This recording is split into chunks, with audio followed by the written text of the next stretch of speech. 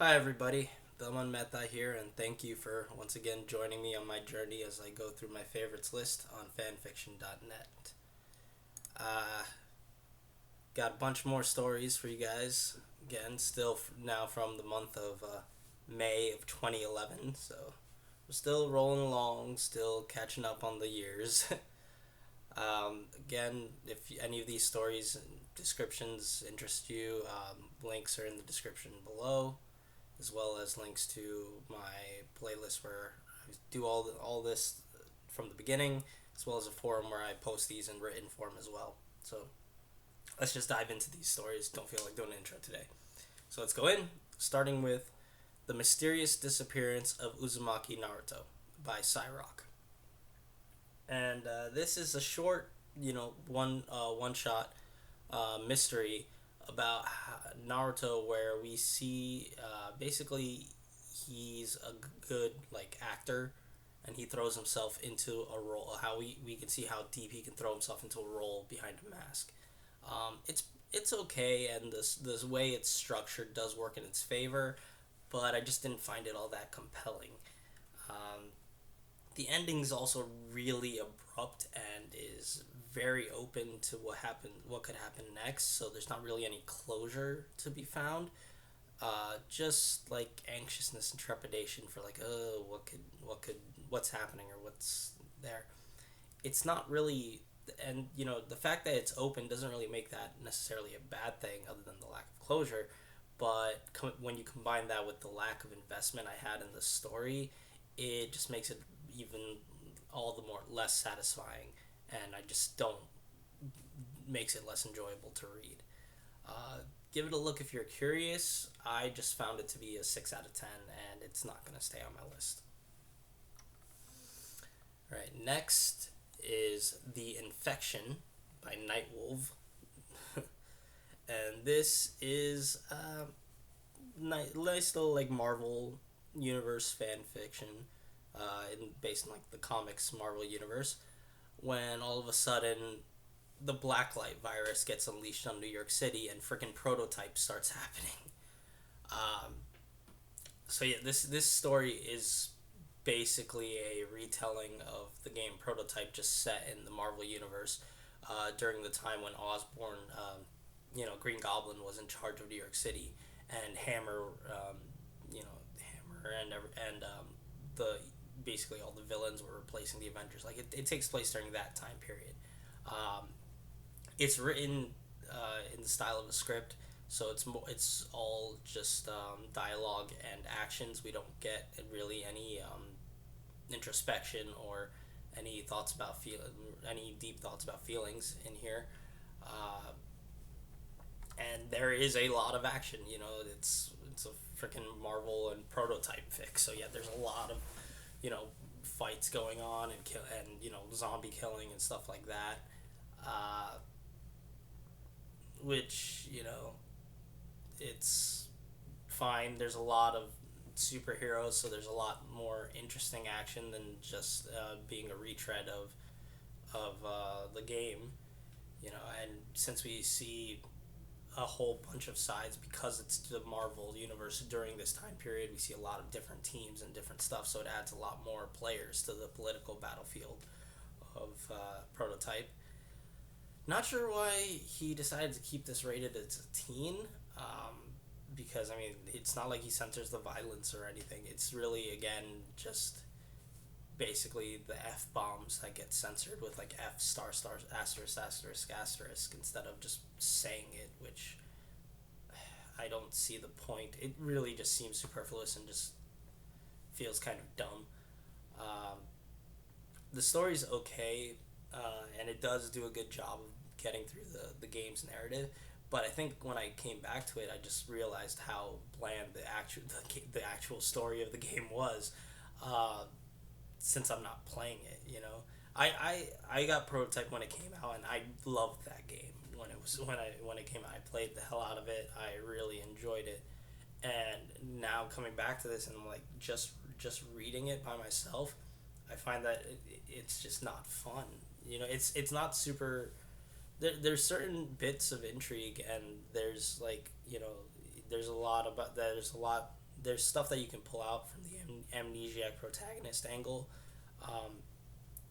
but at the same time it's kind of formulaic, and without the actual gameplay to help keep people interested, it does feel kind of standard and monotonous. Um, I'm and especially because like the action scenes really start to blend together after a while, and it's a lot of just fighting the same types of stuff. If you really enjoyed the game, and you just want to see a big whole superhero blowout with some zombie stuff going in, I think you'll enjoy it. Um, I like I said, I don't think this is bad. I just found it to be less than like less compelling than I remembered, and I find this to be 7 out of 10 ish. So it's like it's good, it's okay, and if you really like Prototype, you might like this. If and But for me, it's just in the okay range, and it's not going to stay on my list. Number 3 for this video is Doom Day by Joshua the Evil Guy. And this is another time loop fic from the ones on my list, where Harry is stuck repeating the day where he goes into the ambush at the Department of Mysteries at the end of the Order of the Phoenix. And he just, quickly starts to rework the day to allow himself to just train and prepare himself. And basically this turns into a huge series of training montages, exposition dumps with a few funny tales of misadventure here or there. It's this is super similar to Chunin Exam Day by Perfect Lionheart, like that huge thing, and has many of the same problems, especially in the exposition of new abilities and how hard he trains, and like it just like the amount of detail that goes into that can get very, very tedious. One of the like this 17 chapters, like chapter 7 of this is like super bad about this. Like it's basically all just super minutia detailed training and stuff, and it just becomes very boring to read. However, there are differences here that do work in its favor. One of which being the story here keeps breaking away from the training with jokey scenarios and fun, instead of just packing all the humor into like bits, like here or there. Like Chunin Exam Day, basically the first couple arcs in that beginning was where the humor was, and then afterwards it's just training with like the occasional joke here or there, or like just this is slightly humorous, but it was mostly after the beginning it just became about training. Here it's like training, but then like instead of just the occasional joke, it'll just go into a full joke, like half arc or like a joke chapter where he just starts fucking off and doing whatever, which breaks it up much more than just a single line. The story isn't finished, and the author did post it saying he was posting it on a different site. The link to that site barely gets up to chapter 4, whereas here it's up to chapter 17. So it's I don't think this is going to be finished anytime soon. So it's stuck in the loop section, but I did find this to be enjoyable, even though there's mountains of explanation for every single new ability that Harry discovers. There's still a lot of fun to be had, and jokey scenarios that I still found myself enjoying my trip through this. I think it's a decent time loop fic for someone looking for a more serious time loop fic, rather than most of them just being them going off into batshit craziness. If you want something with a more serious goal and someone who's actually just focusing on like getting stronger and doing that with more comedic elements, I think you'll enjoy this. I certainly did, and it's gonna stay on my list. Alright, moving on, we got Kitsune X The storm rolls forth by godospartan, the Kitsune. And this is a Naruto crossover with Teen Titans, where Naruto uh, leaves Konoha because of a whole bunch of bullshit and just ends up in Jump City, basically around like not quite the start of canon, but like near early, pretty early, I think in like season 1 or 2, and becomes a villain on the side, like super thief, and just basically what ends up happening is he starts creating his own team based of all the villains from like Teen Titans and stuff, and basically there's like the villain Teen Titans versus the Teen Titans of their own. Um, and like that seems to be the main goal of setting up Naruto's team while also just setting up a huge harem for him. Um, the best parts of this story, I'll say, are the fight scenes, and they aren't really spectacular and are really dragged down when anybody opens their mouth because nobody talks normally. Everybody talks in a really weird way. Like all the reactions from people are super overblown, with everybody just yelling or smacking or manhandling each other over very very small slights. And the fact that this is not parody, it feels like he's trying to make it grounded more, not complete realism, but grounded more in the Teen Titans like realism, and the amount of casual like violence and abuse is more akin to a Love Hina fic or stuff like that, a Love Hina realm, and it doesn't mesh well. It breaks the sense of realism of the fic.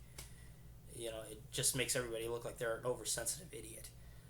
It doesn't help that Naruto's actions don't really make sense either. Like he goes up against he. The reason why it's called Kitsune X is as he steals, the red X suit and uses it. He calls himself Kitsune,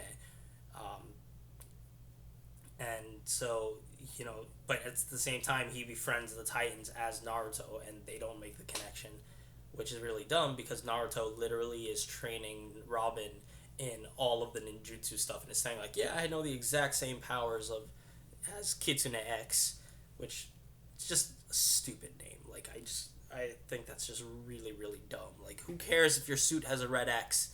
Like you don't need to name yourself Kitsune X. Kitsune, it's fine, or it's still stupid, but whatever. It's just dumb, and like for some reason, like Naruto is supposedly like very hurt and bad, and like feels like bad because he got betrayed and all that stuff from the Konoha gang, and yet not with Robin, who is his enemy. He's training him with all the stuff and just telling him all of his secrets for seemingly no reason. Like hell, he just drops the "I have a demon sealed away inside of me" as a throwaway line to his enemies. Like why? Why would you do that? That makes no goddamn sense. The other characters aren't any better, especially like the other Konoha ninja that are there, because they share the same problem of like overreacting. Whereas with everything, like Sakura and Sasuke are, oh my god, it's ridiculous how like if you say one thing that they take wrong, they'll blow up buildings, and of course they get away perfectly fine. Which, considering people are actually dying here, like they say that they've killed cops, like that's kind of over the line. Especially considering they're all saying like, oh, we're supposed to be undercover and being under the radar while we look for Naruto. Like that, it's a mix of just a whole bunch of stupidity. Oh boy, so the last update to the story was in 2019, so it may continue. If you want to see Naruto's League of Villains and harem members team up against the Teen Titans with super friends and guest appearances from a whole bunch of other DC people, and don't really care about anything other than some fights, maybe you'll have some fun. I just found it really annoying and tedious to read through, and it's gonna fall off my list. Right, now we go to some Fatestay Night fics with Homunculove by Mario Flere, And this is short humorous fic that didn't really get anywhere. Only has 2 chapters to it. Um, it takes place right after the Fourth Grail War, where Kiritsugu adopts Shiro, but instead of staying in Fuyuki, he takes him home and he becomes part of this. Feels more like instead of the Fatestay Night world, it's like that happened, but he's taken to the Ilia Prisma universe because he gets taken back home to his wife and daughter and the maids who are joking around with him. Uh, and that's fun. Shenanigans ensue as Iris, the mom is like absent. Her has her absent-minded charm, and Kiritsugu has also gone the way of comedy and just is very jokey. It's basically just a short bit of lighthearted fun and jokes that I really wish it continued, but the small bit here still has a bunch of stuff to make me laugh. And if you want to see poor little lost Shiro deal with a bunch of goofy hijinks and stupidity, you'll have a good time with this, and it's gonna stay on my list. Okay. Next is a My Little Pony fanfic. It's called Progress by Andrew Joshua Talon, and this story is a bit of a funny thing. Where like the reason it got onto my list was not because I was super into My Little Pony or that. This came out in May of 2011, and I actually didn't start watching My Little Pony until like the end of 2011. So I wasn't really. That wasn't why. Like what ended up happening was like I have this author is on my favorites list, and I have a bunch of fics of his. I've had a bunch of fics on his already on this list. So I just went to his author page, and looking through the list, I saw Princess Luna, and I didn't think. I just saw Princess Luna. I was like, oh, so Luna Lovegood is a princess in this fic. All right, and I freaking love Luna, so I just added it to my list without even reading it for some reason. So now like I decided, and since I never cleaned it up, I never decided to remove it. So I have revisited once or twice, but I don't think I ever actually gave it a full read. So now going on to the actual story here, this is a My Little Pony fic that is basically a montage of events of Luna after the first couple episodes, trying to figure out modern technology and modern stuff. Like hell, the first episode is her figuring out what a microwave does. And it's just a whole bunch of hijinks and running gags and stuff as she has some interactions with the main six and tries to basically figure out normal life. It's basically a sitcom with Luna as the main character. I just found it a whole lot of fun. It jumps around a lot. It doesn't, it doesn't. It's instead of just flowing linearly, it just jumps from gag to gag, scene to scene. And I found it to be a lot of fun. And I think you can enjoy this even if you're not hugely into My Little Pony, just because it's basically mostly just slapstick and humor. And I think you can find a lot of fun in this. I had a good time, and it's gonna stay on my list. Right, and the last one for this video is At a Glance by Durandal. I've said it time and again. Durandal, may you rest in peace, was a great author. I've loved almost every. I love basically every story he's written, and this one is no exception. This is another great Haruhi story. This is a one shot of starting at like basically the start of the series where Kyon starts high school. That there's basically just one big change to Kyon that can sneak up on you, and it basically goes through what would be, I think, like the first 2 or 3 episodes of the show. And that one big change, like I didn't even notice it the first time. I completely missed it until I the first time I read it, but on the second reading, I saw the many clues that hint at the change. So if you're a better detective than I, you'll probably figure it out before it actually gets to the reveal. As with his other works, I find the writing to be really great, and even though many of the other characters only get a few scenes, they all feel really fleshed out, and it makes their actions, because of the change that's occurred, feel very meaningful and real. I like this story a lot, and its follow up, which I believe is also on my list.